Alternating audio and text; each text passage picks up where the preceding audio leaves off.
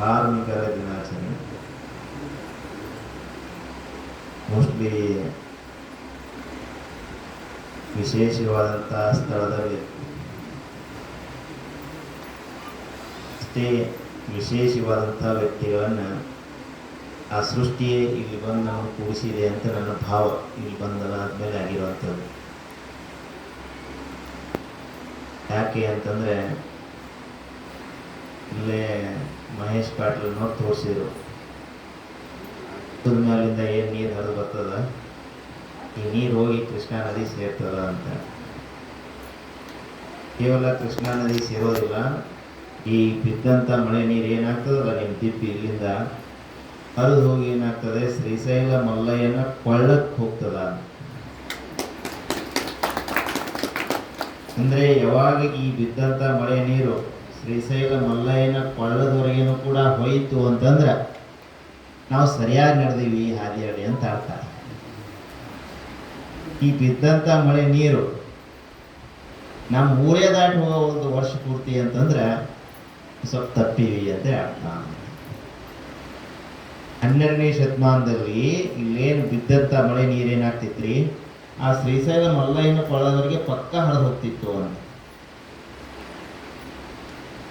ಈಗ ಮಳೆ ನೀರು ಬೀಳ್ತದ, ಬಿದ್ದಂಥದ್ದು ಏನಾಗಬೇಕು, ಹಿಂಗೆ ಬೇಕು. ಹಿಂಗಿದ ಕೂಡಲೇ ಏನಾಗ್ತದ್ರಿ, ಹಾಳು ಹರಿಬೇಕು. ಹಾಳು ಹರಿದು ಅಂತಂದ್ರೆ ಅರ್ಥ ಏನು ಅಂದ್ರೆ ಬಸಿಬೇಕು. ಭೂಮಿ ಬಸದು ಅಂತಂದ್ರೆ ಹಾಳು ಏನಾಯ್ತಾವು ಅಂತಂದ್ರೆ ವರ್ಷ ಒಂದು 4 ತಿಂಗಳು 6 ತಿಂಗಳು ಅಥವಾ ವರ್ಷ ಪೂರ್ತಿ ಹಾಳುಗಳು ಹರಿತಿರ್ತಾವೆ.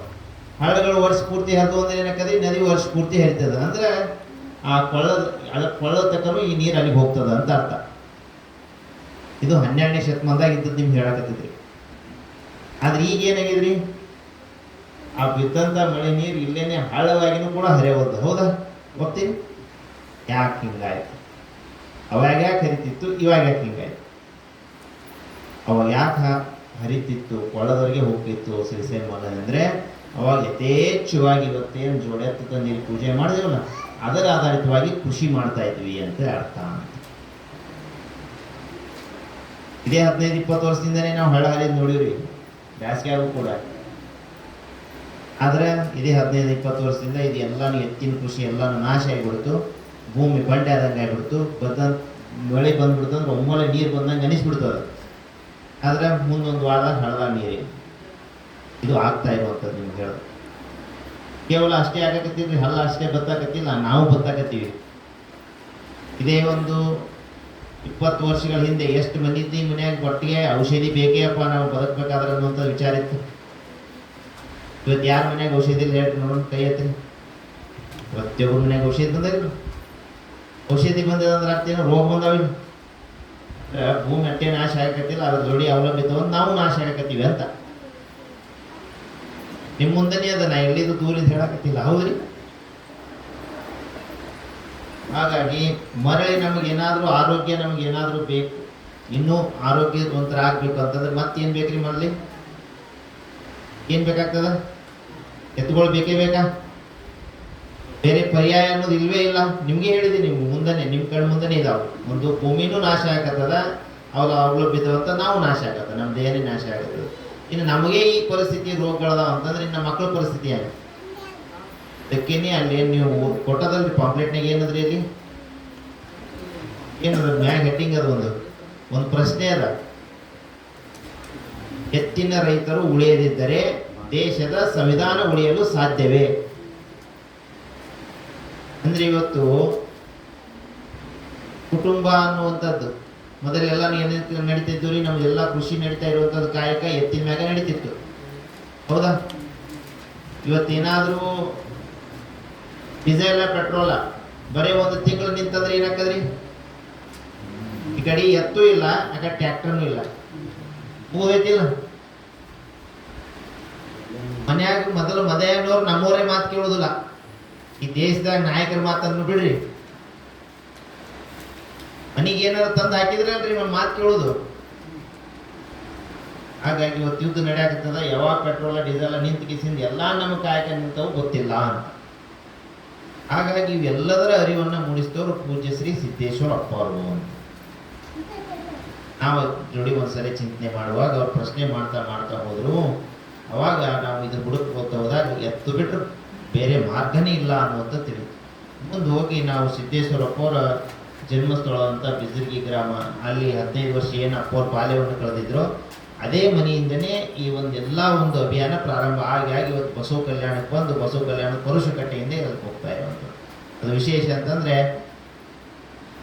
ಇದಕ್ಕೆಲ್ಲದಕ್ಕೂ ಕೂಡ ಸಂಪೂರ್ಣವಾಗಿ ಒಂದು ದೊಡ್ಡ ಶಕ್ತಿಯಾಗಿ ನಿಂತವರು ಅದೇ ಸಿದ್ದೇಶ್ವರಪ್ಪವ್ರ ತಮ್ಮವಾದಂಥ ಶ್ರೀ ಸೋಮಲಿಂಗಜ್ಜವರು. ಇವತ್ತು ನಿಮ್ಮ ಗ್ರಾಮಕ್ಕೆ ಬಂದಾಗ ಅಂದರೆ ಅದು ದೊಡ್ಡ ಸುದೈವ. ಅಂದರೆ ಒಬ್ಬ ಗುರು ಏನಾದರೂ ಜನ್ಮ ತಾಳಿದರೆ ಏನಾದರೂ ಒಂದು ಕೆಲಸ ಆಗಲೇಬೇಕು ಅನ್ನೋದಕ್ಕೆ ಸಾಕ್ಷಿ ಇದು. ಹೌದಾ? ಸಮಸ್ಯೆ ಅಂತಾರು ಪ್ರತಿಯೊಬ್ಬರು ಮನೆ ಇದ್ರಿ ಸಮಸ್ಯೆ. ಹಾಗಿದ್ರೆ ಆ ಸಮಸ್ಯೆಗೆ ಪರಿಹಾರಕ್ಕಾಗಿ ಇವತ್ತು ನಾವು ಬಂದದ್ದ ಅಂದ್ರೆ ಮತ್ತೆ ಅವ್ರು ಗುರುನೇ ಕಳಿಸಿದಾರಲ್ಲ ಸಿದ್ದೇಶ್ವರಪ್ಪರು ಅಂತ. ಹಾಗಿದ್ರೆ ಇನ್ನೊಂದು ಮುಖ್ಯವಾಗಿ ಅಂತಂದ್ರೆ ಇಲ್ಲಿ ನಮ್ಮ ಬಸವ ಕಲ್ಯಾಣ ಮುಂದೆ ಇದ್ರ ಬಗ್ಗೆ ಆಳವಾಗಿ ಅರ್ಥಕೊಂಡು ಹೌದಿದು ಅವಶ್ಯಕತೆ ಅದ, 11 ಗ್ರಾಮಗಳಲ್ಲಿ ಹೋಗಿ ಪಾದ ಪೂಜೆ ಮಾಡೋಣಂತೆ ದಂಪತಿ ಸಮೇತ ಇದಕ್ಕೆ ಸಂಪೂರ್ಣವಾಗಿ ಬೆಂಬಲವಾಗಿ 11 ದಿವಸ ತನು ಮನ ಧನದಿಂದ ದುಡಿದವ್ರು ಯಾರಪ್ಪ ಅಂದ್ರೆ ಆಕಾಶ್ ಮೊಳಕೆ ಹೇಳೋರು. ಮುಂದೆ ನಮ್ಮ 11 ದಿವಸನೂ ಇದಕ್ಕೆ ಸತತವಾಗಿ ಬೆಂಬಲವನ್ನ ನೀಡಿ ಅಷ್ಟೇ ಒಂದು ಶ್ರದ್ಧಾ ಭಕ್ತಿ ಗೋಮಾತೆ ಬಗ್ಗೆ ಇರುವಂಥದ್ದು ಮತ್ತು ಅದರ ಬಗ್ಗೆ ಸಾಕಷ್ಟು ತರಬೇತಿ ಕೊಡುವಂಥ ಶಕ್ತಿಯನ್ನು ಉಳ್ಳೋರು ಯಾರಪ್ಪ ಅಂತಂದ್ರೆ ಪ್ರಭು ಸ್ವದೇಶಿ ಅನ್ನೋರು. ಅವರು ಇದರಲ್ಲಿ ಸಂಪೂರ್ಣವಾಗಿದ್ದವರು, ಇವತ್ತು ಬಂದಿದ್ದಾರೆ. ಮುಂದೆ ಇಲ್ಲಿ ಬರುವುದಕ್ಕೂ ನನಗೆ ನಿಮ್ಮ ಗ್ರಾಮದವರೇ ಮಹೇಶ್ ಪಾಟೀಲ್ ಅನ್ನೋರು ಅನ್ನುವಂಥದ್ದು ನನಗೆ ಗೊತ್ತೇ ಇರಲಿಲ್ಲ. ನಾವು 2-3 ಕಡೆ ಕಾರ್ಯಕ್ರಮ ಮಾಡಿದ್ದೇವೆ. ಆಮೇಲೆ ಒಂದು ಕಾರ್ಯಕ್ರಮಕ್ಕೆ ಬಂದರು, ಅಲ್ಲಿಗೆ ನಿಲ್ಲಿಲ್ಲ, ಮತ್ತೆ ಮರುದಿವ್ಸನೂ ಬಂದರು, ಕೊನೆಗೆ 11ನೇ ದಿವಸಕ್ಕೂ ಬಂದು ಮತ್ತೆ ನಿಮ್ಮ ಗ್ರಾಮಕ್ಕೆ ನಮಗೆ ಕರ್ಕೊಂಡ್ ಬಂದಾರ. ಬರ್ಬೇಕಾದ ಕಾರಣ ನನಗೇನು ಅನಿಸ್ತು ಅಂತಂದ್ರೆ ಈ ಗ್ರಾಮದ ಸೌಭಾಗ್ಯ ಅವ್ರಿಗೆ ಜನ್ಮದಲ್ಲಿ ತಾಳಿದ್ದು ಅಂತ. ಈ ಗ್ರಾಮದಲ್ಲಿ ಯಾಕೆ ಅಂತಂದ್ರೆ ಈ ಒಂದು ಅಭಿಯಾನವನ್ನು ನಾವು ಯಾರ ಮುಖಾಂತರ ಮಾಡಿದೀವಿ ಅಲ್ಲಿ ಬಿಜಾಪುರಲ್ಲಿ ಅಂದ್ರೆ ಕೃಷಿ ಪದವೀಧರರು. ನಾವು ಕೃಷಿ ವಿಶ್ವವಿದ್ಯಾಲಯದಲ್ಲಿ ಓದ್ದವರು, ರಿಟೈರ್ಡ್ ಸುಮಾರು ಜನ ಕೃಷಿ ಪದವೀಧರಿದ್ದಾರೆ, ದೊಡ್ಡ ಪದವಿಯಲ್ಲಿ ಇರುವಂಥವ್ರು. ಒಬ್ಬ ರಿಟೈರ್ಡ್ VC ಇದ್ದಾರೆ, ಅವರು ಕೂಡ ಬಂದರು. ಮೊದಲು ಪಾದ ಪೂಜೆ ಮಾಡುವಂಥ ಕಾರ್ಯಕ್ರಮ ಸಿದ್ದೇಶ್ವರಪ್ಪರ ಒಂದು ಸ್ವಗ್ರಾಮದಲ್ಲಿ 16 ಜನ ಪಾದ ಪೂಜೆ ಮಾಡಿ ಅದು ಕಾರ್ಯಕ್ರಮ ಶುರು ಮಾಡಿದೆ. ಆದ್ರೆ ಇಲ್ಲಿನೂ ಬಂದ ಹೊತ್ತಿನಾಗ ಯಾರ ಕೃಷಿ ಪದವೀಧರು ಇದ್ರಾಗ ಭಾಗವಹಿಸಿದ ಚಲೋ ಇತ್ತು ಅಂತ ಮನಸ್ಸಿನಾಗಿತ್ತು. ಆದ್ರೆ ನಿಮ್ಮ ಗ್ರಾಮದವರೇ ಮಹೇಶ್ ಪಾಟೀಲ್ ಅನ್ನೋರು ಬರ್ತಾರ ನಮ್ಗೆ ಗೊತ್ತಿರಲಿಲ್ಲ. ಅಂದ್ರೆ ಒಬ್ಬ ಕೃಷಿ ಪದವೀಧರ ಆದದಕ್ಕೂ ಕೂಡ ಜೀವನದಲ್ಲಿ ಸಾರ್ಥಕ ಆಯ್ತು ಅಂತೇಳಿ ನಿಮ್ಗೆ ಹೇಳ್ತಾ ಇರೋದು. ಮತ್ತೆ ಇಷ್ಟೆಲ್ಲ ನಾವು ಕಲ್ತೀವಿ, ಎಲ್ಲಾನು ತಿಳಿದ್ರೂ ಕೂಡ ನಾವು ಮನೆಗೆ ಯಾರಿಗೆ ನೀವು ಹೇಳಾದ್ರೆ ಸುಮ್ ಕೂತೀವಿ ಅಂತಂದ್ರೆ ಜೀವನಕ್ಕೆ ಅರ್ಥ ಏನದ ಅಂತ ನಿಮ್ಗೆ ಹೇಳ್ತಾ ಇರೋದು. ಹೌದ್ರಿ ನಾ ಹೇಳೋದು. ಈಗ ಅದೇ ನಿಮಗೆ ಟ್ಯಾಕ್ಟ್ರಿ ನಿಂತು ಎಲ್ಲಾನು ನಿಂತು ಕೃಷಿನೇ ನಿಂತು ಅಂತ ತಿಳ್ಕೋರಿ, ನೀವೇನ್ರ ಹೇಳಿದ್ರೇನು ಅಂತೇಳಿ ನಿಮ್ಮಲ್ಲಿ ಯಾರು ಕಲ್ತವ್ರು ಎಂತಿರಿಲ್ಲ. ನಮ್ಮ ಗ್ರಾಮದಾಗ ಹೋಗಿ ನಾ ಎಲ್ಲಾನು ನೌಕರಿ ಮಾಡಿ ಪಗಾರ ತಗೋತೀನಿ, ಎಲ್ಲಾನು ಮಾಡ್ತೀನಿ. ಈ ವಿಚಾರವನ್ನೇ ನಾನು ವಿಚಾರ ಮಾಡ್ದೇನೆ, ನಾ ಇದ್ರ ಬಗ್ಗೆ ಒಂದು ಚಿಂತೆನೂ ಮಾಡಿದೆ, ಇನ್ನೊಬ್ಬರಿಗೆ ಹೇಳಿಲ್ಲ ಅಂತ ತಿಳ್ಕೋರಿ. ವಿಚಾರ ಮಾಡ್ತೀವಿಲ್ಲ ನೀವೆಲ್ಲರೂ, ಬರ್ತದಿಲ್ಲ ನೋಡಿ ವಿಚಾರ ಹೆಂಗಿದೆ ಇದು ಅನ್ನುವಂಥದ್ದು. ಇದಕ್ಕೆ ಏನಂತಾರಪ್ಪ ಅಂದ್ರೆ ಅರಿವು ಅನ್ನುವಂಥದ್ದು. ನಮ್ಮಲ್ಲಿನೇ 10 ದೇಶಕ್ಕೆ ಅಡ್ಡಾಡಿ ಬಂದಾರೆ, ಅದೇ ಕೃಷಿ ಪದವೀಧರನೇ ನಿಮ್ಗೆ ಹೇಳ್ತಾ ಇರುವಂಥದ್ದು. ಒಂದು ಸರಿ ಏನಂದ್ರು, ಇವಾಗ ಎತ್ತು ಅಂತಂದ್ರೆ ಏನ್ರಿ ಅಂತಂದ್ರು. ಅದ್ರ ವಿಚಿತ್ರ ಅಂದ್ರೆ ನೋಡ್ರಿ, ಈಗ ಯುದ್ಧ ಹಾಕಿಸಿಂದ ಇನ್ನೊಂದು ವಾರನಾಗ ಬಂದಾತವೋ ಅಥವಾ ತಿಂಗಳದಾಗ ಬಂದಾಕೋ ಗೊತ್ತಿಲ್ಲ, ಇನ್ನ ಪೆಟ್ರೋಲ್ ಡೀಸೆಲ್ ಹೆಚ್ಚಿಗೆ ಆಗ್ತದೋ ಗೊತ್ತಿಲ್ಲ, ಪರಿಸ್ಥಿತಿ ಹೆಂಗದ. ಹಾಗಾಗಿ ಇವತ್ತೇನ್ ಮಾಡ್ತಾ ಇದೆಯಪ್ಪ ಅಂದ್ರೆ ಆಯಾ ಭಾಗದಲ್ಲಿ ಯಾರ್ಯಾರ ಅವಶ್ಯಕತೆ ಇದೆಯೋ ಆ ಸೃಷ್ಟಿನೇ ಏನ್ ಮಾಡ್ತಾ ಇದೆ, ನಮ್ಮನ್ನೆಲ್ಲ ಒಂದುಗೂಡಿಸಿ ಈ ಕೆಲಸವನ್ನ ಮಾಡಿಸ್ತಾ ಇದೆ. ಅದರಲ್ಲಿನೂ ಕೂಡ ಇದು ನನಗ ಒಂದು ಸ್ವಲ್ಪ ಈಗ ಬಂದು ನೋಡ್ಲಾಗಿ ಒಂದು ವಿಶೇಷತೆ ಇರುವಂತಹ ಒಂದು ಇದು ಕಿಳಿಗಿ ಗ್ರಾಮ ಅನ್ನುವಂಥದ್ದು ನಾನು ಅರಿತುಕೊಂಡಿರುವಂಥದ್ದು.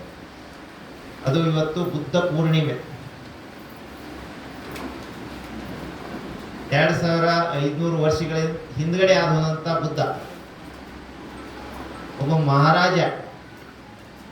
ಅವಾಗ ಯಾಕೆ ಹೊರಗೆ ಬಂದ್ರು ಅಂತಂದ್ರೆ, ಒಬ್ಬ ಮಹಾರಾಜ ಆದವ್ರು ಯಾಕೆ ಬಂದ್ರು ಅಂತಂದ್ರೆ ಸತ್ಯವನ್ನು ಅರಿಯಾಕೆ ಬಂದ್ರು ಅಂತ.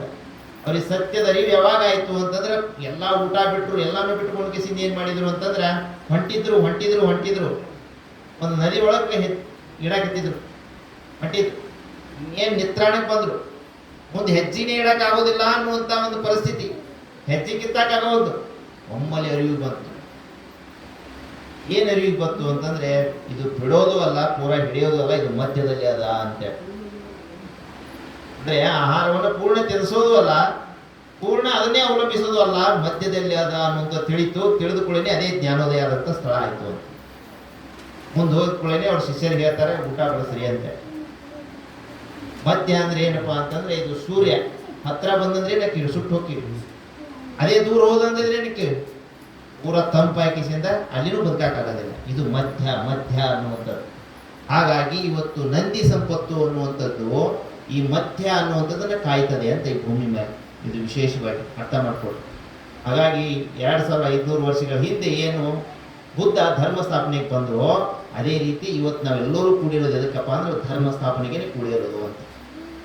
ಎದುರ ಮುಖಾಂತರ ಧರ್ಮ ಸ್ಥಾಪನೆ ಅಂದ್ರೆ ಆ ನಂದಿ ಸಂಪತ್ತನ್ನು ಉಳಿಸೋ ಮುಖಾಂತರ ಧರ್ಮ ಸ್ಥಾಪನೆ ಅಂತ. ಧರ್ಮ ಅಂದ್ರೆ ಏನ್ರಿ?